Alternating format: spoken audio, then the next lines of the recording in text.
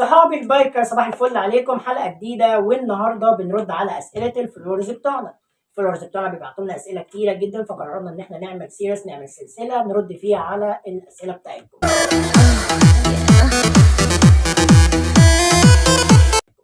يلا بينا بالسؤال الاول، والسؤال الاول بيقول: ما هو افضل زيت موتور؟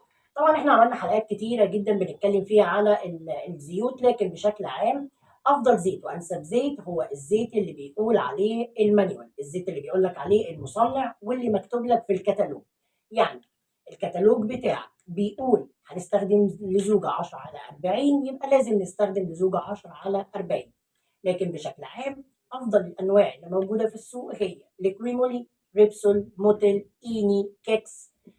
طبعا اي زيت تاني، طبعا عشان ممكن اكون نسيت طبعا اسماء اي زيت تاني يكون معتمد من اي بي اي، ويكون كمان طبعا اخد كل الاعتمادات بقى اللي احنا عارفينها واتكلمنا عليها في الفيديوز اللي قبل كده.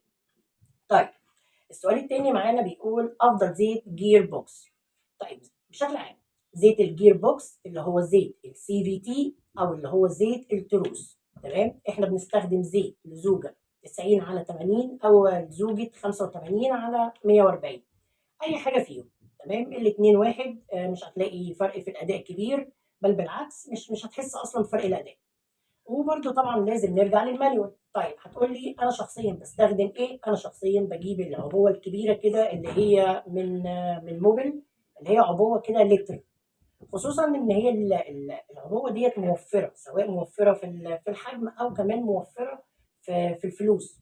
احنا بنحط كده كده حوالي 180 مللي والعبوه الصغيره دي بتبقى ساعات 150، فبضطر ان انا اشتري عبوتين، العبوتين عاملين في رينج مثلا ال 200.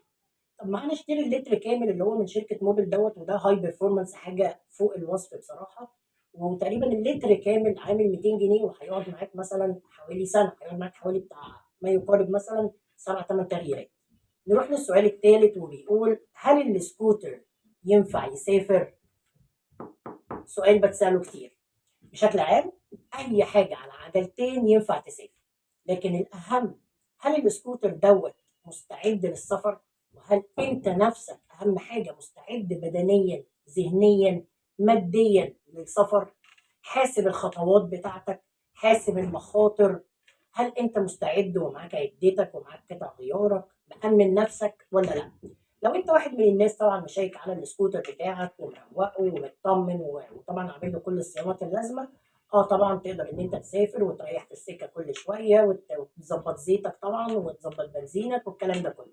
والسكوتر بالفعل هيسافر معاك وهيبقى بص رحله ممتعه. اسالني انا مجرب واحد بسافر بالسكوتر، لكن طبعا ببقى مهتم بيه جدا، وقبل اي سفريه ببقى مصينه بالكامل وببقى مراجع على كل حاجه، ويعني ببقى مأمن نفسي.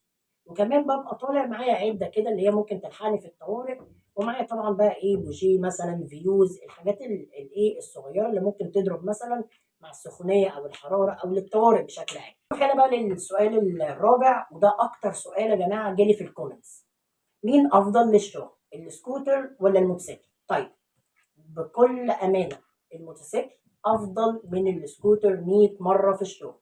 طب ليه؟ اول حاجه السكوتر ضعيف، السكوتر كله فبر، تمام. السكوتر كله قطع استهلاكيه، اشي مثلا بقى خد عندك بقى بكر سحب، كلاتش خلفي، كلاتش امامي، سير. ده غير طبعا ان الزيوت بتاعته اكتر من الموتوسيكل واغلى، تمام.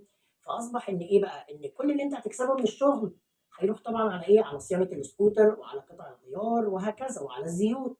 ده غير بقى الوقت اللي هتضيعه عند الفني، لان طبيعي انت بتتحرك بالسكوتر يبقى هتستهلك السكوتر اكتر، يبقى طبيعي هتروح للفني اكتر.